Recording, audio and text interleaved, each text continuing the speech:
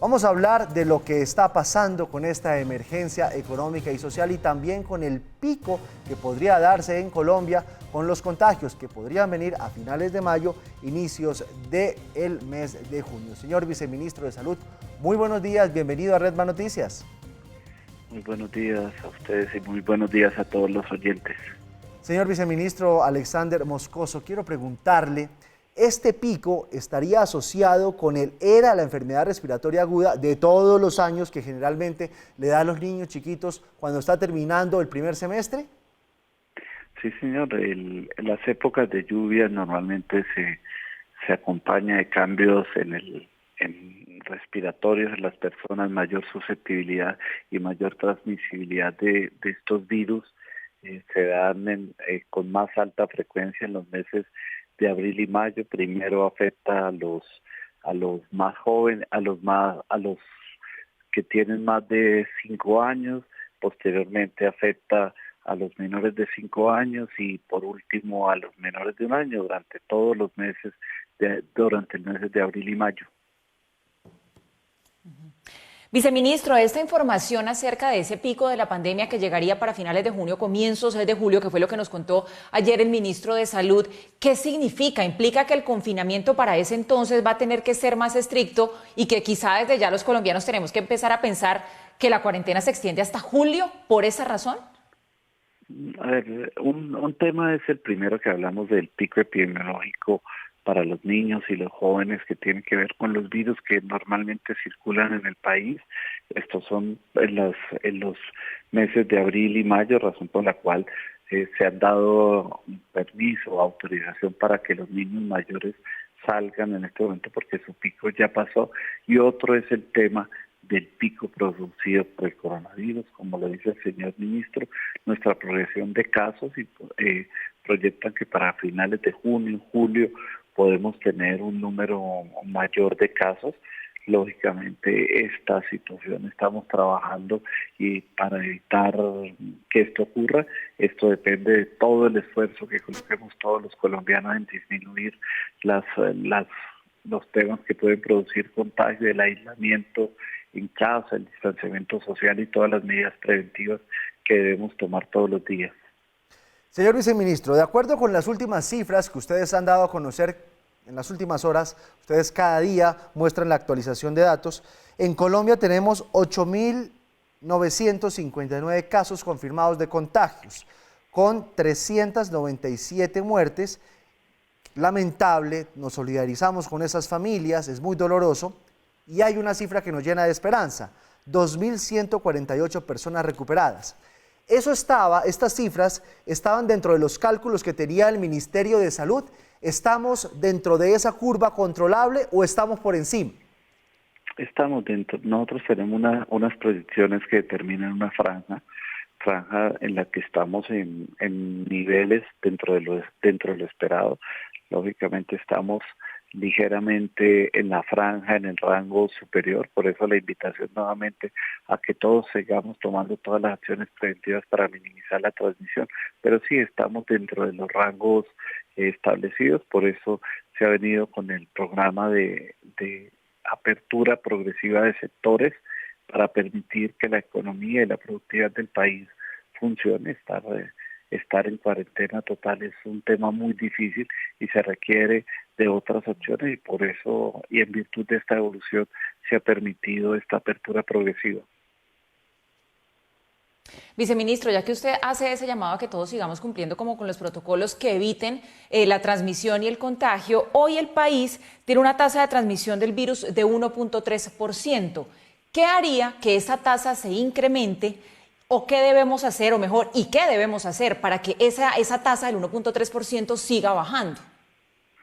El aislamiento preventivo en casa es la mejor medida y ha dado un muy buen resultado, ha permitido la estabilización y el crecimiento lento de la pandemia, tema muy positivo, pero encontramos que este aislamiento en casa puede ser reemplazado por medidas o puede ser acompañado de medidas de distanciamiento social que permitan que nosotros podamos salir a trabajar, podamos hacer una vida más cercana a lo que veníamos acostumbrados, para que podamos tener mejores calidades, mejores oportunidades de otros servicios, pero para lograr esto tenemos que lograr que lo mismo que teníamos en la casa lo podamos tener afuera.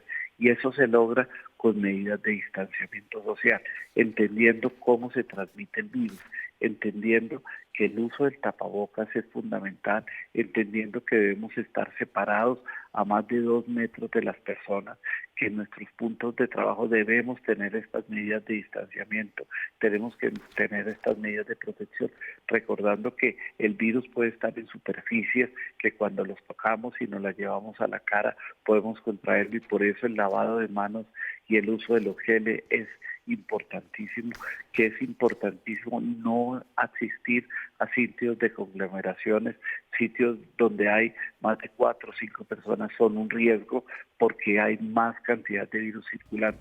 Si hacemos todas estas medidas podemos convertir la ciudad como en nuestra casa mejor y limitar la transmisión del virus. Esta es una apuesta muy importante que estamos haciendo todos, que está haciendo el gobierno, porque confiamos en los colombianos, porque creemos que todos podemos ser responsables y tener esas actitudes. Si logramos con esas actitudes mantener una tasa de crecimiento controlada, podemos ir dando apertura a muchas más servicios, pero este es un compromiso personal, es un compromiso con nuestra familia y con la sociedad en general. Señor viceministro, ¿qué pasa en los municipios que están ahorita libres de COVID-19, que seguramente van a tener una reapertura económica, como ya el gobierno lo ha venido anunciando? ¿Qué pasa en el momento en el que se puede identificar un caso, o 2 o 3 en esos municipios? ¿Pierden ese estatus y entran en qué régimen? En los municipios no COVID hoy se le ha dado una apertura, pues porque han tenido un buen manejo. La gran mayoría de ellos tienen un nivel de una actitud de los ciudadanos muy adecuada, favorable al control de la enfermedad. Han entendido que la enfermedad la transmitimos nosotros y que nosotros mismos podemos minimizar esta tasa de contagio, y hoy se encuentran libres de COVID. Lógicamente, en el momento que tengan un caso de COVID, dejan de perder esa característica y entran en la característica general. Pero también el mismo decreto del Gobierno Nacional prevé que el Ministerio de Salud puede retroceder aún en los municipios no COVID en la entrada o la puesta en funcionamiento de muchos sectores, dependiendo de las tasas de crecimiento de cada una de las regiones. En este momento estamos con un análisis no solamente del nivel nacional, sino tenemos análisis de cada ente territorial, de cada municipio y cada departamento, y según su condición se van a ajustar estos parámetros y estas autorizaciones. Viceministro, hace un par de días conocíamos esa buena noticia de que el Ministerio de Salud había invertido 229.000 millones de pesos en respiradores. Estos equipos se van a distribuir en toda Colombia, van a llegar a departamentos como el Amazonas, como Chocó, que claramente tienen deficiencias en su infraestructura hospitalaria y la están pasando bastante mal.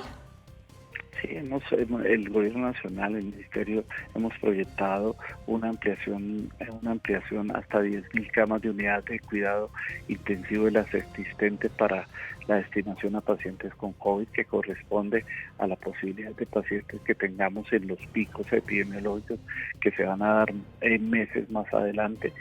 Se ha venido en el proceso de compra de estos elementos, proceso que ha sido muy complejo porque todo el mundo está compitiendo por los mismos equipos.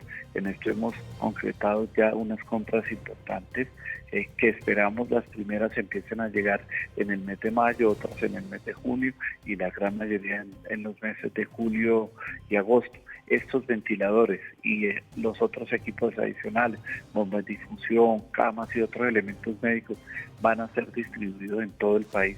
Primero, de acuerdo a los rangos de población, segundo, de acuerdo a las capacidades que tienen.